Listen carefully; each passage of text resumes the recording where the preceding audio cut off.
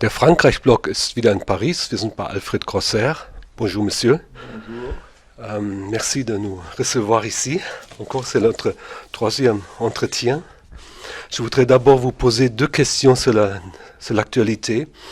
Madame Vallaud-Belkacem a présenté sa carte de langue avant-hier. Et je voudrais vous demander si maintenant les critiques sont satisfaits. Les journaux ont dit qu'elle rétropédale. Et elle cite même Goethe dans la préface de l'information de presse. Wer fremde Sprachen nicht kennt, weiß nichts von seiner eigenen. Mais êtes-vous satisfait maintenant? Absolument pas. Elle a capitulé sur un point. Elle ne pouvait pas empêcher les recteurs de Paris de faire que les classes bilingues restent à Paris. Donc elle a capitulé là-dessus en disant que c'était son initiative.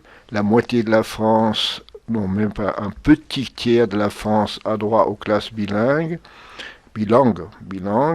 et les restes n'a pas droit. Cette injustice est incroyable et c'est vraiment de sa faute. Ensuite, quand il dit qu'il va y avoir 2000 enseignants d'allemand dans le primaire, où les prend-elle, comment les paye-t-elle, on n'en sait rien, c'est une promesse vide, car on ne peut pas la réaliser. Et d'autre part, les classes européennes restent abolies. Et hier, c'est-à-dire le 25, il y a eu un long article de moi dans Ouest France pour dire que rien n'est résolu pour le moment. En particulier, par exemple, dans l'île de la Réunion, où une merveilleuse inspectrice a créé des classes d'allemand. C'est la plus dense classe d'allemand de France, c'est dans l'île de la Réunion. 500 échanges scolaires tous les ans. Et ça ne marche plus parce qu'il n'y aura plus assez de classes et de cours d'allemand. Les professeurs sont dans 3 établissements, ils ne pourront pas s'occuper des échanges, les parents ne sont plus intéressés. C'est une catastrophe pour l'île de la Réunion et pour la langue allemande dans l'océan Indien. Oui. Et une deuxième question pour l'actualité. Le président Hollande veut prolonger l'état d'urgence. Est-ce qu'il a des bonnes raisons? Non, il n'a aucune bonne raison. Toutes les raisons qu'il donne ne tiennent pas la route. J'espère qu'il n'y aura absolument pas de modification constitutionnelle, que ça échouera. Et dans ce sens-là, le plus grand journal français, Ouest France, a publié samedi un éditorial de son directeur pour dire avec véhémence qu'il fallait empêcher de rendre permanent l'état d'exception. Il y a déjà assez d'états d'exception comme ça, sans contrôle judiciaire, seulement les préfets, seulement la police. Il y a eu 3000 perquisitions à domicile qui ont peut-être donné des résultats, mais maintenir ces perquisitions à domicile sans contrôle des juges, c'est vraiment une offense à la magistrature qui est chargée d'appliquer les libertés publiques. Et qu'est-ce que vous pensez du projet de Hollande de déchéance de nationalité? C'est absurde. Il se trouve que j'ai eu une heure d'entretien avec notre ministre de l'Éducation, très sympathique sauf sur la langue allemande, et je croyais plaisanter en disant qu'elle et Emmanuel Valls étaient susceptibles d'être expulsés. Elle a la double nationalité avec le Maroc, elle est française depuis 1995, Valls est français depuis 1982, mais il a la double nationalité espagnole. Ils sont excusables, elle a ri. Avec Manuel, on en parle tout le temps. Ça ne sert à rien, ça ne donne aucun avantage. Ça ne donne aucun avantage pour arrêter les terroristes, c'est proprement absurde.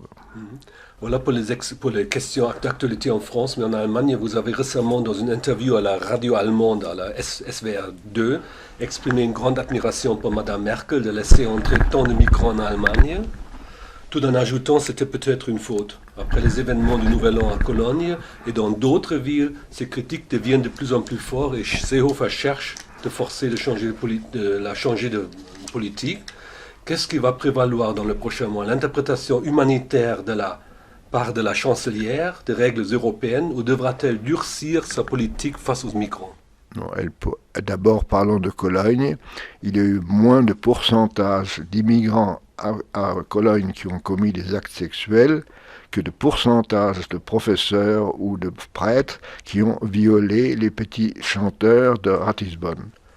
Et ça, c'est un événement autrement plus important que ce qui s'est passé à Cologne, mais la presse est très pudique et en parle relativement peu, sauf la Süddeutsche Zeitung. Alors, puisqu'on parle de Süddeutsche Zeitung, le 25 janvier, il y a un article admirable de Herbert Brandtl, peut-être le plus grand journaliste français, Eisenzeit des Staatsrechts, où il part en guerre contre les anciens membres et même un président de la Cour constitutionnelle, celui qui attaque la chancelière au nom de l'état de droit est en même temps membre de la CSU, et par conséquent ce qu'il dit c'est en faveur de la CSU qui est contre la chancelière, et il termine avec un paragraphe qui devrait être maintenant dans tous les journaux après la Süddeutsche.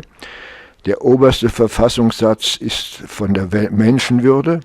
Wenn eine Kanzlerin aus seinem Geist heraus Politik zu machen versucht, sollten ihr nicht ausgerechnet Verfassungsrichter deswegen Verfassungsbruch vorwerfen.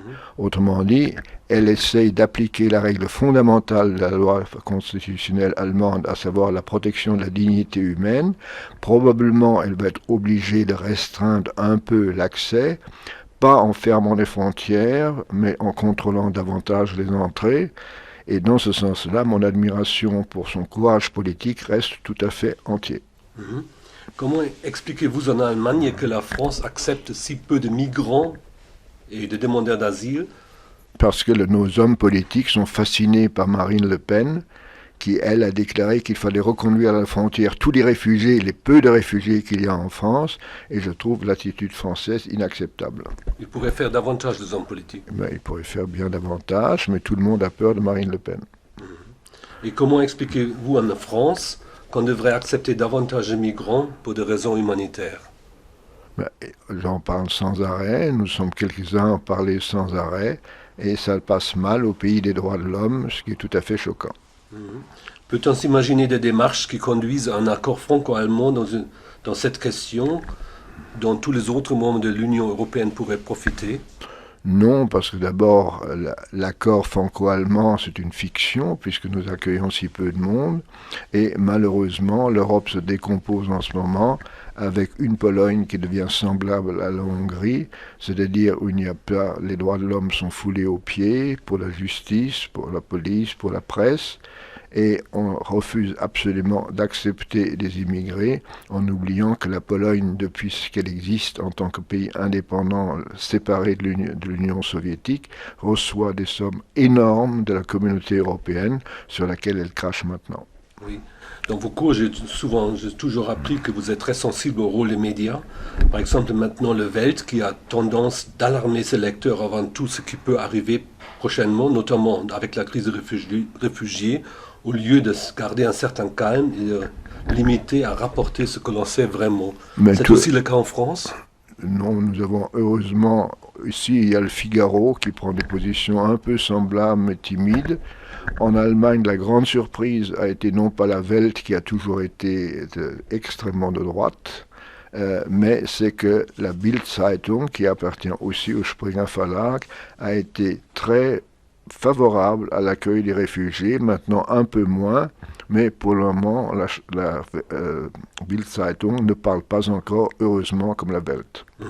L'Autriche veut limiter le nombre de migrants. Est-ce naïf de penser qu'on peut réduire leur nombre en stipulant un chiffre qui pourra arriver où le droit d'asile ne connaît pas de limite? Mais qu'est-ce qu'on peut faire s'il y en a quand même quelques milliers qui arrivent à la frontière? Les laisser mourir devant la frontière? C'est un petit peu ce que fait la Hongrie, mais je ne trouve pas que ce soit autrement que scandaleux. Oui. Madame Merkel dit qu'il faut s'attaquer aussi aux causes des réfugiés, aux causes des migrations. Oui, mais ça c'est très difficile parce qu'on ne peut pas résoudre le problème syrien comme ça, on ne peut pas résoudre le problème libyen comme ça, mais je suis d'accord qu'il faut refouler à la frontière tous ceux qui viennent de pays d'Europe centrale, qui ne sont pas persécutés politiquement et qui viennent seulement, ce qui est déjà pas mal, mener une meilleure vie en Allemagne. Je trouve normal qu'on n'accepte pas tel quel. Monsieur, je vous remercie de vos réponses. Merci.